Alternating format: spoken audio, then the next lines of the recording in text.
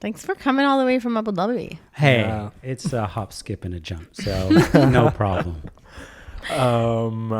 Maybe we can give a little bit of background about how we know each other. Okay. I just met him, so that's how I know him. Hey, nice to meet you. Nice to meet you too. I went on the Jordan Trail trip with Thamer. Trip of a lifetime. Trip of a lifetime. And I met Thamer through Fajr. Yes, it was a great trip, and we bonded, Jamil, right? Yeah, We did. we did. Can't wait to hear more about the trip once we finally get everybody here to record. Yeah, for real. Yeah. That's Yeah. a tough one. Yeah. I'm looking forward to that one as well, because it's good memories. Yeah. Good memories, except for that last day where I was puking my guts out everywhere. Oh shit, did I just burn the episode? You cut might that out. have, Cut that out. a little bit. Nice. Thamer, what's your story?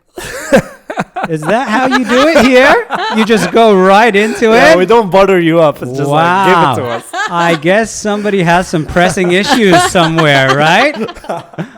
What's the deadline on this? No, I'm just... Do I have a little more than 5 minutes? I'm just interested to see, because you said that it's a part... To see or hear? To hear. Okay. You said it's a part of your life that has shaped who you are. Okay. Where does this begin? I like the build-up. That's what I said. All right. I'm going to try not to go deep into my life's history and story, but I feel some background Is needed. is needed, right? Okay. Yeah. Is necessary, just so you have an idea, context. So, Thamer Sabehi, I was born in Egypt, where my mom is from. I grew up on many different continents and countries, and one of them happened to be the United States and California. I spent a good amount of years there when I was younger, right? Very good memories. Very young, but very good memories. My whole family went there so my parents could learn English, first of all. And right after they learned English, they did their masters over there. Where's your dad from? My dad is Emirati. Okay. Yes. So, Ooh, so they're like a progressive couple. well, yes, you could say that. They were a very progressive couple. They met in university, Cairo University, because, Egypt was the place to go to university back in the 60s. And to find romance. And did they ever? My mom's family wasn't too happy about her marrying a non-Egyptian, but love knows no boundaries, and they went forward with it. So yes, they came to the UAE and decided to pursue their education. So they took us. I was probably 3 years old when I went there. Oh, you mean USA? USA. Ah, Yeah. cool. Yeah, the United States. California, San Diego to be exact. And like I said, we spent a good 3-4 years there. So I was very young, but I had very strong and great memories of the U.S. After traveling around the world and living in a couple of different places, when I decided to go to uni, I decided to go to the same university that my parents did their masters in and learned English. Nice. Good memories, right? Heading back. So I went back to California. And as soon as I still remember the first day I landed in LAX to go to San Diego, I felt like I was back home. It was such a strong sense of connection, even though I hadn't been there for roughly 14 years, 15 years. How many years did you spend when you went there at 3 years old? Yeah, around 4 years. Okay. Yeah, around 4 years, 3 to 5 years, around that time. So I was like, oh my God, I'm back home. I really felt like I was home. Going to San Diego, those feelings felt stronger. And I felt so connected to it. I felt so connected to it over there and less connected to the UAE. Why? Because I hadn't spent much time in my childhood growing up in the UAE. Maybe 2 years when I was a toddler, a year when I was 9 years old, and 3 years when I was 15 to 18. So not much. I didn't have a strong connection with the UAE. Do you speak Arabic? I do speak Arabic, Like but fluently? English is my primary language. Okay. Yes. By the way, feel free to speak Arabic if you feel like Oh, thank the you. story requires it. Yeah, If yeah. it requires it, for sure. Okay. We're not just Hamburger Generation, we're Gilles el Hamburger. Yeah, I love the way you say Gilles Hamburger.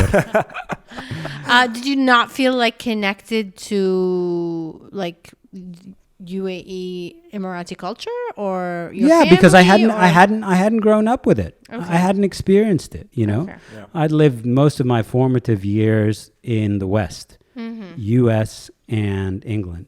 Yeah. And those were the countries that really had the most impact on my childhood and the most influence. So that was part of the reason I felt connected, right? Time went on. I enjoyed university. I even worked there a little bit. And I had a very strong connection growing stronger and stronger as I went there. I started to feel American a little bit, you know. I had a lot of American friends. I met a lot of Latinos over there because, as you know, Southern California, very close to Mexico, right on the border in San Diego, lots of Latinos. And I really liked their culture as well. So I felt connected. And after a while, after developing my social circle and being connected to the space, I was like, okay, this is home. This is where I'm going to stay. Can I ask you a question? You can ask me anything you want. How did you deal with the question of where are you from? Did you have that experience? Because I a bit had that when I went to Canada. I just want to know. Yeah. I'll try not to go off on a tangent too much, but definitely, especially in those days, you know, because I'm one of maybe the more senior hamburger generations. And in those days, people had never heard of the UAE, especially in California. They'd never heard of the UAE. They'd never heard of Abu Dhabi. Abu Dhabi was, you know, just a foreign word to them that, you know, was hard to pronounce. But some people had heard of Dubai. And when you mentioned Dubai, they were like, "Oh, you're from Dubai. Okay. Do you take a camel to school there?" And they were serious about these questions because they were clueless. Yeah. Anything outside the U.S. borders, sometimes with people, anything outside their neighborhood borders or their city borders, they had no idea about, right? So yes, they had no idea. Yeah. But it was fine, and they were very accepting. And that's what I liked about it. Nobody cared about my tribe's name, my background, my family, what I'd done in the past. All they cared about is the person I was and how they interacted with me then and there. Because you had people from all different kinds of backgrounds just mingling. So the judgment factor was very low. And I loved that. I loved this sorry, that's a word I don't know. Edit. I love just not being, being there and not having a history label? or a background or a label that puts me in a box, which was wonderful, right? So you've had issues being put in a box. Oh, yeah. I hate boxes. Well, especially ones I'm in anyway. Well, what years are we talking? Because you're saying back then. Way back. Like what? Let Like me in the take you 90s? way back. Like exactly. in the 90s. 90s. Yes. Oh, Okay, wow. 90s isn't so bad. So bad. Shway back. أيوة, شوي back. Nus back. So yes, like I told you, there was nobody who had heard of it, but that was fine. And I enjoyed it. I loved it. As I mentioned, as time went on, I grew more connected. And then one September morning, everything changed. And it changed pretty dramatically, right? And this was 2001. And as you can imagine, what happened at that day, 9/11, the morning of. Okay. I'm still there. I'm living in San Diego. What's your life like there? It's great. Are It's you wonderful. working or studying or? I'm doing both. I'm studying. I'm working part-time at university at the International Student Center, working with international students coming from abroad, orienting them to life in the U.S. because I had become familiar with it, getting to know them more, working on admin over there while studying and pursuing my education and continuing. It was a good life. Pastimes, was wonderful. I lived close to the beach. I went for bike rides. I went surfing. I enjoyed the beach. I would travel around California, road trips to Baja California, 5-hour trip to Vegas, going to San Francisco. It was wonderful. Dude, I'm ready to buy my ticket. Yeah, seriously. God damn. Way to go selling that. No. It's hard not to sell San Diego, and people who've lived there know. Your basis is perfect weather all year round. Yeah. You can't beat that. Really. You would travel away from San Diego, and all you would think about is, I can't wait to get back to San Diego because the weather is way better there than wherever I am. All year round. All year round. Damn. It's wonderful, right? Nice. So temperate, the climate. So back to 9/11, right? I'm sleeping in my room. I have an American roommate. Jen is her name, Jennifer. And she comes barging in the morning into my room without knocking, which was strange for her. She's on the phone, and she's like, Thamer, because they didn't say Thamer or Thamer. Thamer, we're under attack. Whoa. Whoa. I'm like, drama queen, what's going on? Why are you waking me up with this talk about under attack? Who's we and who's attacking who? What is going on, right? We're under attack in New York. I get up. In those days, I didn't have a TV. I didn't watch too much TV. I don't even like TVs. I don't even have a TV right now. And Yeah, me neither. yeah, that isn't a massive TV right in front of my face. That's just a Black Mirror. So she scares the hell out of me. I'm like, what's going on? I'm groggy. I'm getting up.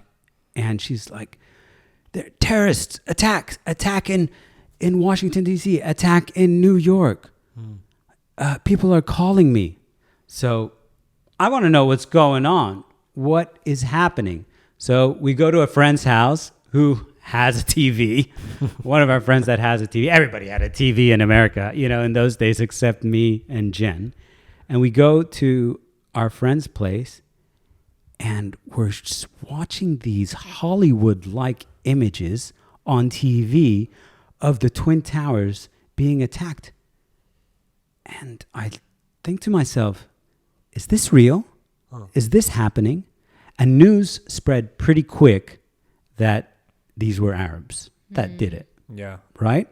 It was almost instantly that people knew it was Arabs.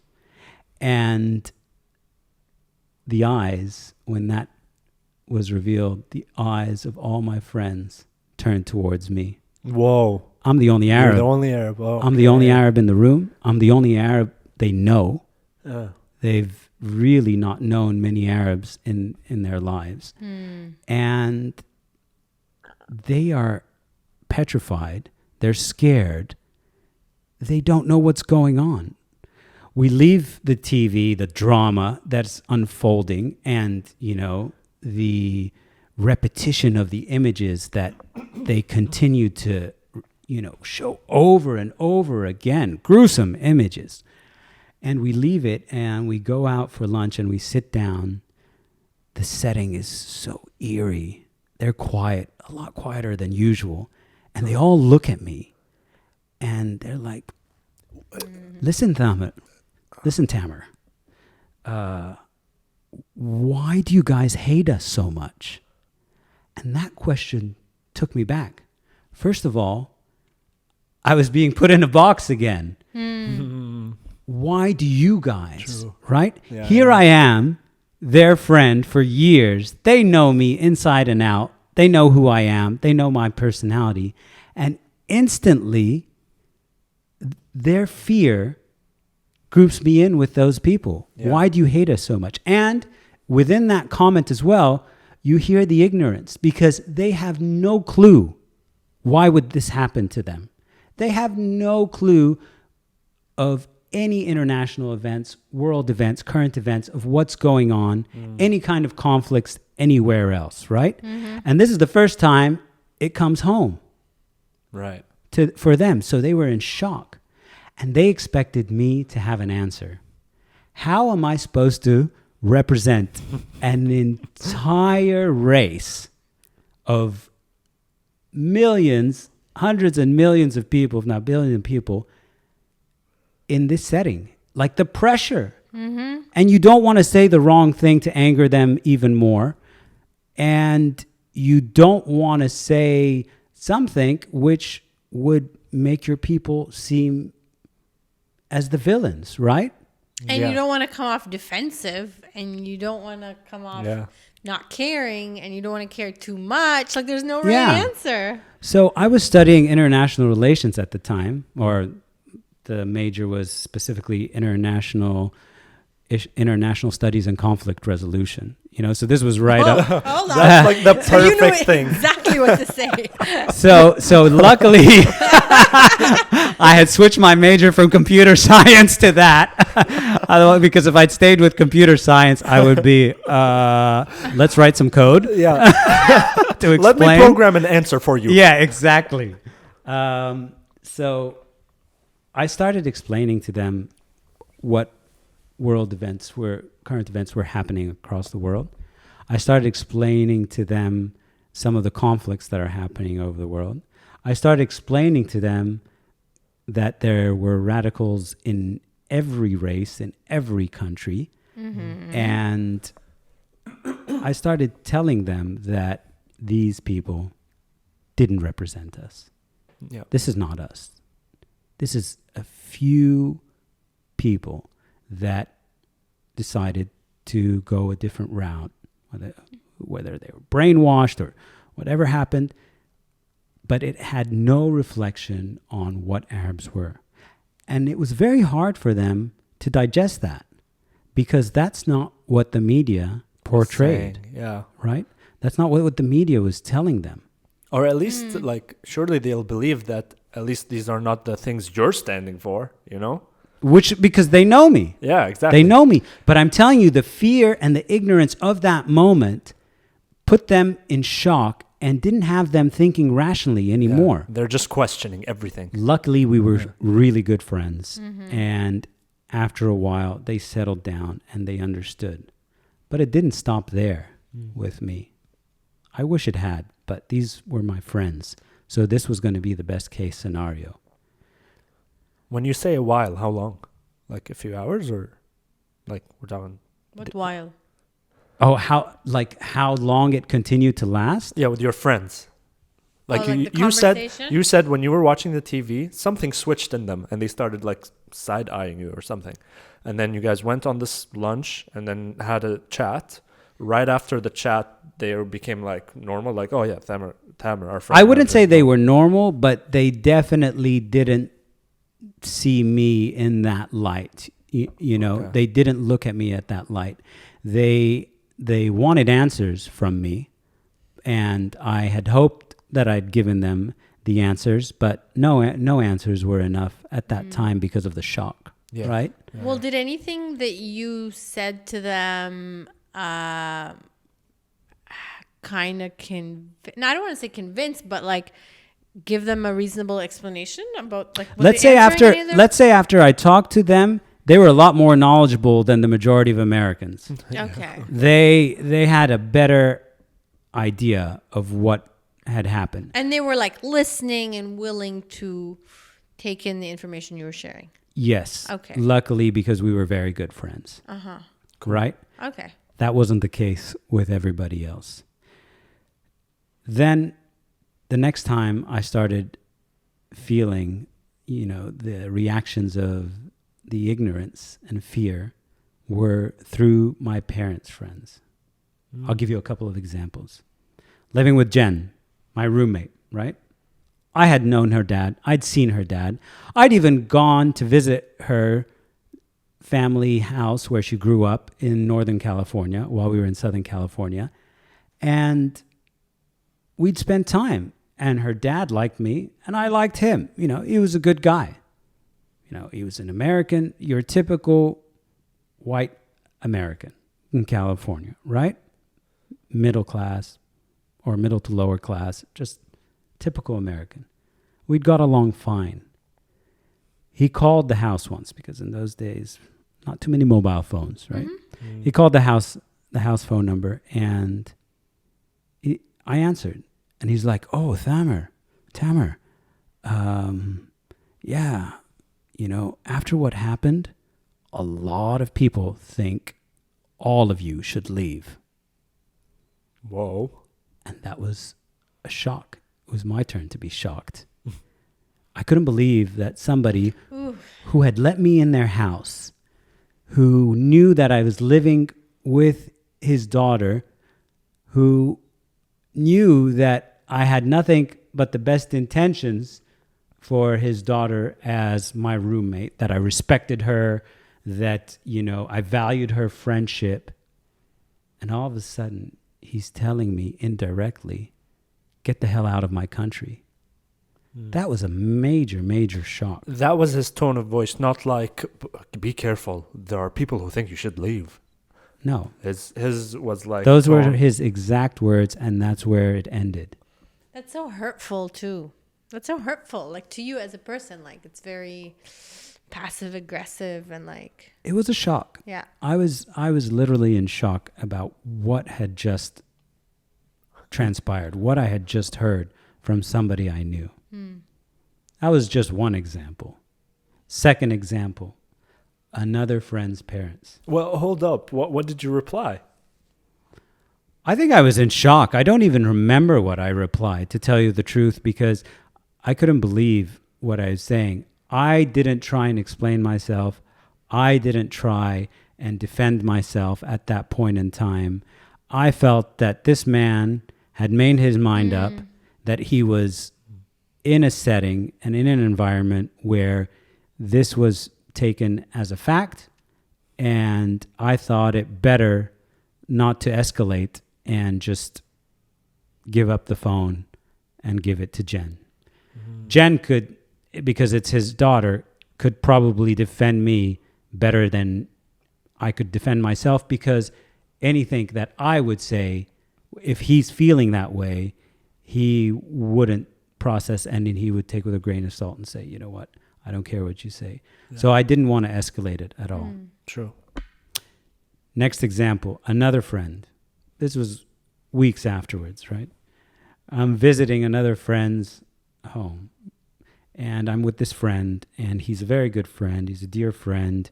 You know, we've been on many trips, but this is the first time I'm going to his home. This is the first time I meet his mom.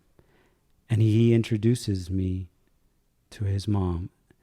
And he's like, "Mom, this is, you know, my friend, the guy I told you about, Thamer." And she looks at me and she's like, "Oh, so you're the enemy."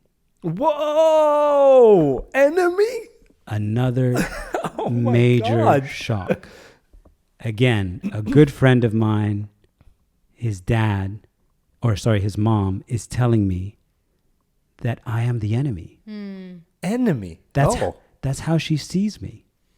But like, is she like, enemy, haha? Like, what the hell? There was no matter how many ha-has come after yeah, it. for real.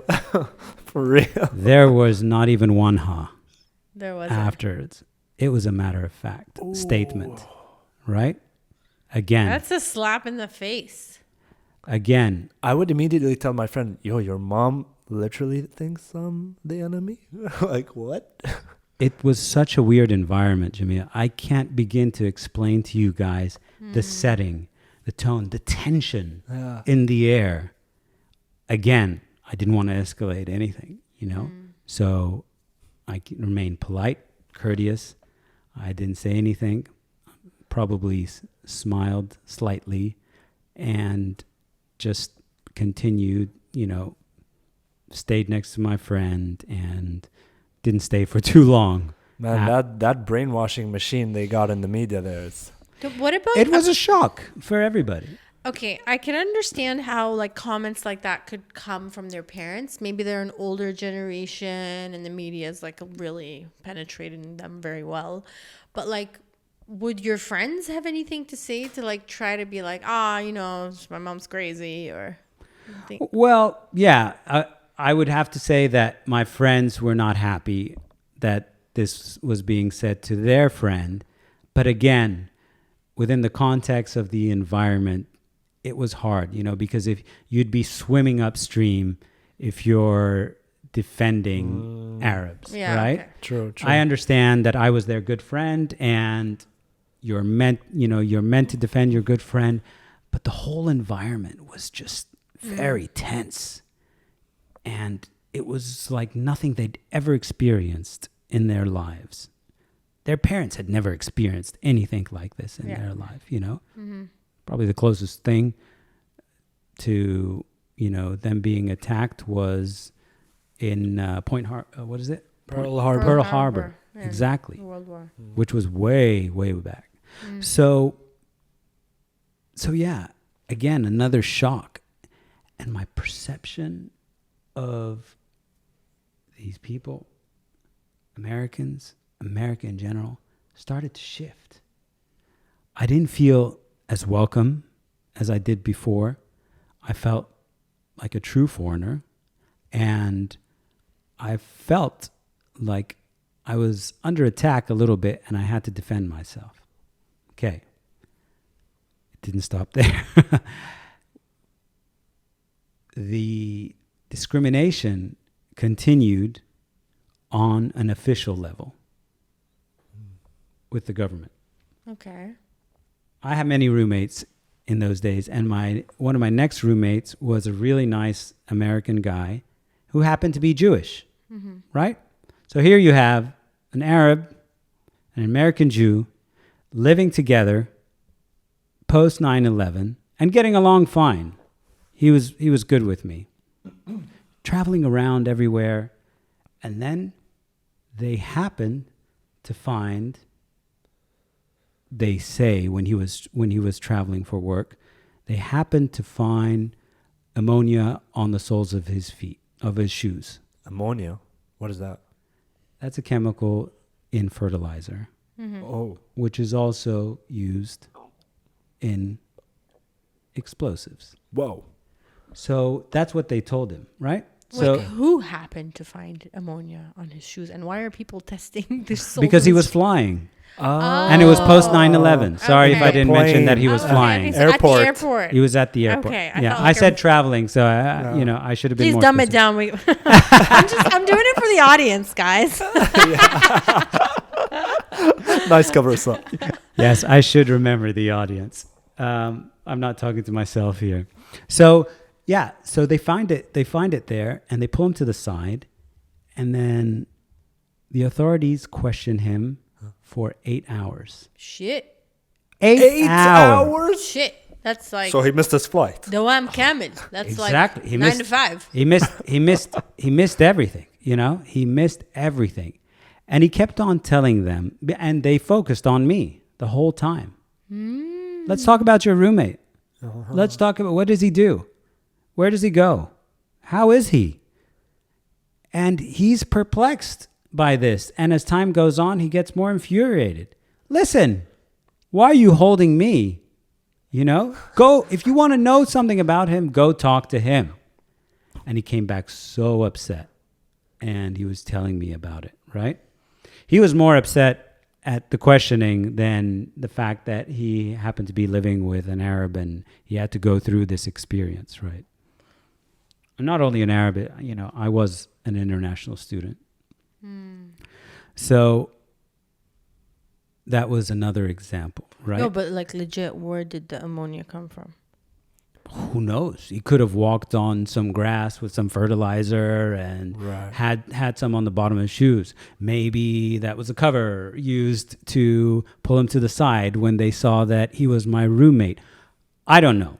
I don't want to speculate, but all I know is the result was him being questioned for 8 hours, Just for like being associated with you. living with me. Okay. Yeah. They wanted to know more about me indirectly, right? And this continued again. My mail started being opening. It was very obvious. They would open all my mails and reseal it. Everything I received in the mail was opened and Whoa. resealed. Okay? It's illegal, isn't it? Yeah. Not after Oh, yeah, 'cause 9/11 it's like in a that state of setting. emergency. Oh, yeah, You can do yeah. whatever you want. Yeah, I mean, and Whoa. it's for national security. But like, what mail are you getting? Like, But like they read your electric bill. Netflix DVDs Oh yeah. were being opened. yeah, maybe they think. Wait, hold on. Whoa, that's way back. I told you it was way back. Like maybe they think there's like code in it, or like secret communication. Do you think they had to watch the whole movie? Yeah. Because in the middle of the movie, it'll be like, Thamer, are you listening? There'll be like a message in there. In between, like a scene in American Pie 7. It'll like cut to like a guy sitting in the desert. Thamer, we need you to commence Operation 7. And continue to watch the movie. It's a great one. the rest of the movie. Spoiler alert, the guy dies. Not funny in these conditions, Isra. Anyway, Okay. yeah. So that was another thing. And it continued. Being called by the INS saying, listen, Thamer, we've made you an appointment to come downtown to the INS. What's the INS? The INS was ICE before it was ICE. Okay. Like the immigration dealing. Naturalization services. Okay. Yeah, yeah. Okay. Immigration and naturalization service, right? So they call me downtown and they interview me, right? This was a month or two. What's the interview like? They're asking me, what are you doing? What are you doing here? How's your daily life? What's your activities? The thing that shocked me most about that interview is at the very end, they're like, okay, what I need from you is a credit card. And I said, why do you need my credit card? And the guy was super embarrassed because the guy was an immigrant as well, or, he was a child of an immigrant. Yeah, He like was- a naturalized American. Yeah. Chinese American, Japanese American. But he felt so embarrassed that he had to do this interview, one, and two, to ask me for my credit card. He's like, I'm so sorry, but we have to track your spending and everything that you buy, through credit cards. We need more information. And please note that this won't be the last interview. You're going to have to come back and repeat this periodically. Wow. Dude, that is a straight up non-welcoming way to live somewhere. Like, For real. how could, like, that's the opposite of feeling at home. Completely, and I started to feel less and less home as time went on. So I was, again, another shock. That shocked me the most. Okay, these guys are tracking my spending and they're telling me that they're going to track my spending in the days where they couldn't track it automatically. Well, did a part of you go, like, feel like, well, you know what? You guys can interview me as many times as you want. You can track whatever you want. I have nothing to hide. It doesn't matter if you don't have anything to hide. It's the way they make you feel. It's the way that situation makes you feel. Oh, like constant inconveniences. I don't blame anybody for what I went through. And I understand it was circumstance. And it was such a special situation that people had to react. This nation had to react in a certain way. And this was their reaction. Yeah. Arab, international student, young. We've got to keep track of them after what happened. So I didn't blame the entire system, but it's just the way it made me feel. That's a shitty way to feel. I didn't feel at home. And this was my home. So I started to feel torn. I mean, I was torn before, because I felt American while at the same time having Arab roots and, feeling like, my Emirati citizenship meant something. But this tore me even more than before, that my home, what I thought was my primary home at that time, was rejecting me and telling me that I'm not welcome. Or at least that's how I felt. Yeah, then you would feel like, okay, where is home? Yeah. You're kind of lost Yeah. after that, right? Because your plans and ideas for a future in a specific place is being cut down bit by bit, here and there, you know, first through the conversations with friends, and then through friends' relatives, and then the encounters with officials and what my roommates had to go through. And it was just one thing after another. We used to go down to Baja California a lot because the border's right there. Baja California is nice, you know.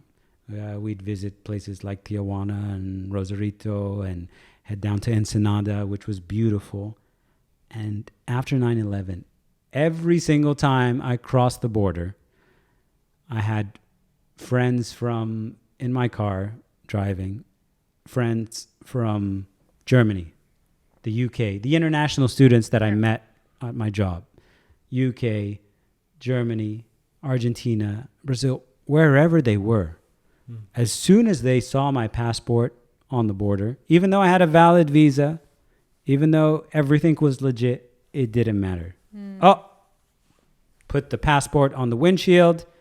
Please drive to the side. Second inspection. Going in, getting pictured, getting your photo taken, getting fingerprint, being questioned again, same questions over and over again, being let go and saying, do you know why we pulled you to the side? Like, yeah, it's because I'm an Arab.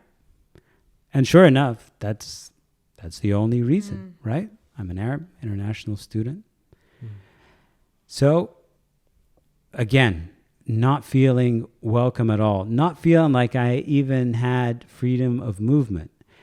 Look, I understand a lot of it was perception in my head because, you know, America is a very welcoming country in general, especially of people of everywhere. And most people were okay. But when you feel like you're about to start your life there and make your life there and take steps towards having this place being your permanent home and you're feeling pushed and rejected, it's very hard to process and very hard to take. Did you have Arab friends? No, not too many. Okay. At all. Did you Again, talk to because I anyone didn't who grow was- up with Arab friends too much. I had a few here in the 2 or 3 years I was in high school before graduating. Okay. But Did you get a chance to talk to them at that time and see what they're going through? And no, I didn't come across too many of them, to tell you the truth. There weren't too many in the university I was in.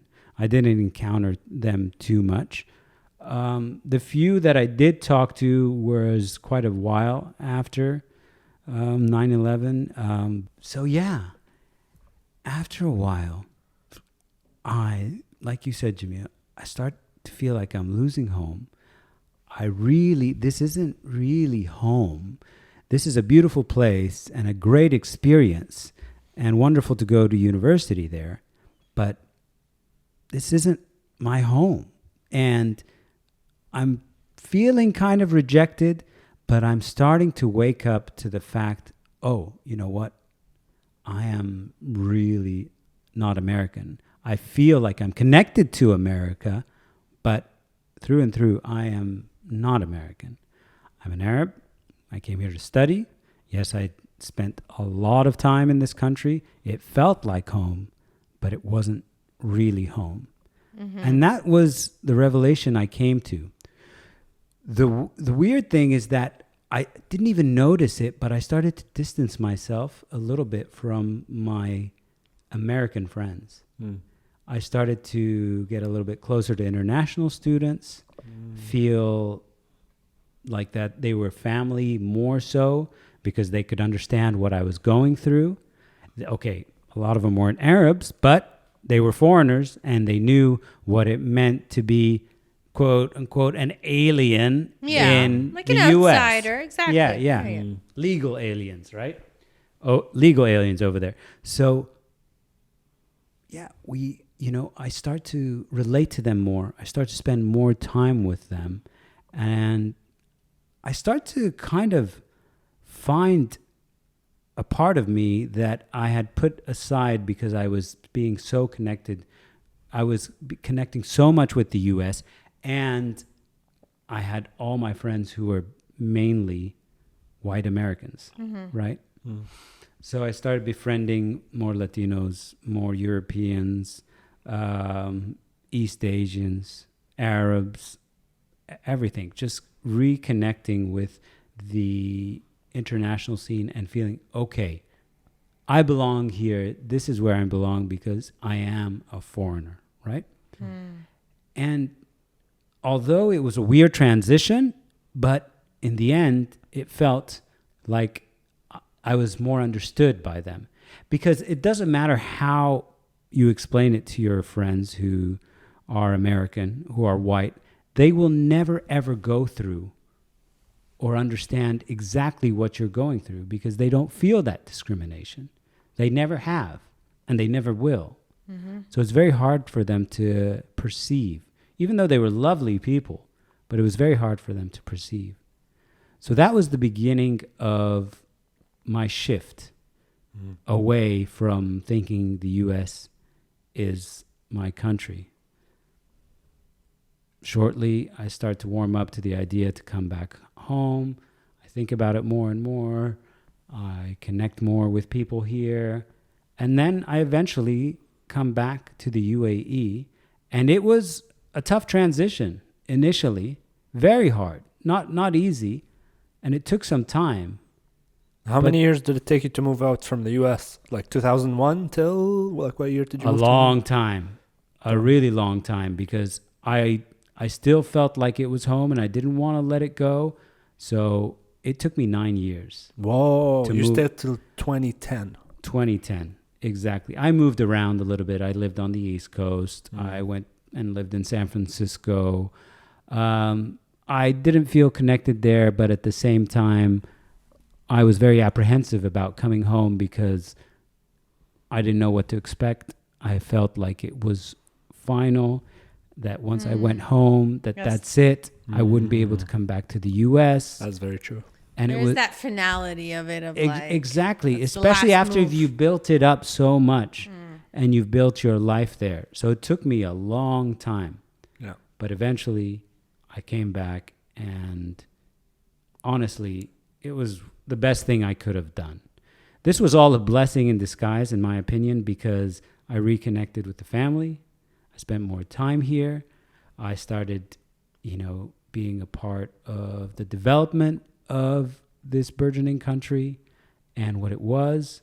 I came back to a country where I was proud of the leaders and I was happy about the decisions they were making for their citizens, the support they were having for their citizens. You're connecting with your roots. With my roots and with my nationality, which was wonderful. And it took me a long time, but around 4 or 5 years. But after 5 years, I was glad to be here and I finally felt home. Can I say that, 100% through and through, I feel completely connected with being a Emirati? No, but I am, like many other Emiratis, somebody who can bring and offer a different perspective of the outside world and living the outside world and develop, this country in that way, have some diversity. And I found my fellow citizens to be really good people, wonderful people, good to talk to. It was great. And like I said, it was one of the best things I had to do. But that experience had such a profound effect on me that I will never forget it. I will never, ever belittle or think that it didn't have a profound effect on me, because the difference of who I was prior to 9/11 to who I was afterwards. I mean, afterwards, I felt like it was my mission, and maybe that's part of the reasons I stayed for so long, my mission to explain to the American people who we are as Arabs, like who we are as people, what our values are, what we believe in, to show them that it's not just this side of the media that's being portrayed right now. There's so much more to us, and you're not exposed to it because the media doesn't expose you to it. You guys don't travel that much outside of the US, and even if you do, you usually don't go to the Middle East, so you have no concept and no clue of what's going on there.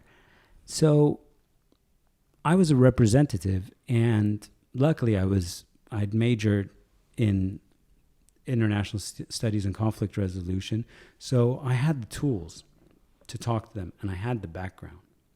And that was a wonderful feeling, because it felt like, okay, you've got, while you're here in America, excuse me, popcorn.